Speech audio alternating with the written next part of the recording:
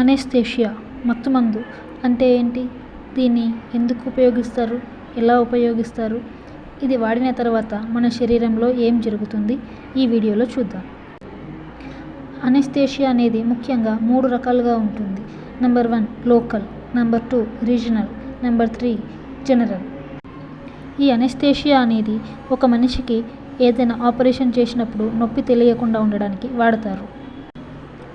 ఇందులో number 1 local anaesthesia అనేది ముఖ్యంగా డెంటల్ హాస్పిటల్స్లో యూజ్ చేస్తారు. అంటే ఇది ఒక చిన్న భాగాన్ని మాత్రమే అనెస్థీషియా ఇస్తారు.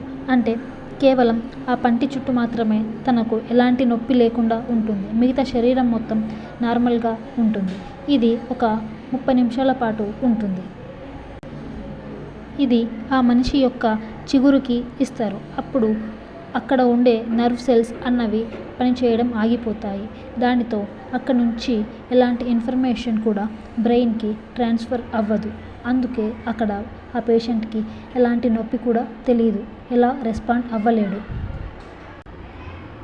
Number 2 regional. ఇది ఎక్కువగా హ్యాండ్ ఫ్రాక్చర్ లేదా లెగ్ ఫ్రాక్చర్ వంటి వాటికి యూజ్ చేస్తారు. అంటే ఆ రీజియన్ ఒక పార్ట్, బాడీలో ఒక పార్ట్ ఏదైనా డ్యామేజ్ జరిగినప్పుడు ఆ పార్ట్కి మాత్రమే మత్తు ఇవ్వడానికి ఈ రీజనల్ ఇంజెక్షన్ అనేది యూజ్ చేస్తారు. ఇది 1 గంట 2 గంటల పాటు ఉంటుంది.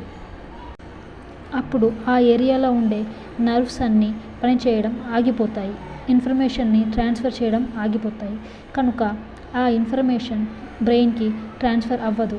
దానితో అతడికి ఎలాంటి నొప్పి, ఎలాంటి బాధ అన్నది అతడు ఫీల్ అవ్వలేడు. Number 3 general. ఇది ఎక్కువగా పెద్ద మేజర్ ఆపరేషన్స్ కోసం వాడతారు.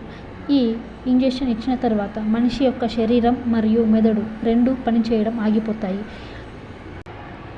టోటల్ బాడీలో ఉండే నర్వస్ సిస్టమ్ మొత్తం ఇన్ఫర్మేషన్ని ట్రాన్స్ఫర్ చేసుకోవడం ఆగిపోతుంది.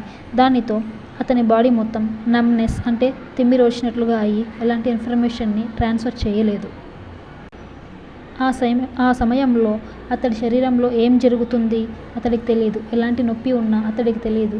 కానీ అతడికి చుట్టూ ఏం జరుగుతుంది అన్నది కనబడుతుంది, వినబడుతుంది. కాకపోతే తన బాడీ వాటికి అనుగుణంగా రెస్పాండ్ అవ్వడం ఆగిపోతుంది.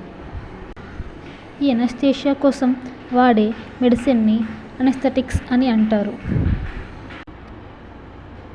మీకు ఈ వీడియో నచ్చినట్లయితే నా ఛానల్ని సబ్స్క్రైబ్ చేసుకోండి.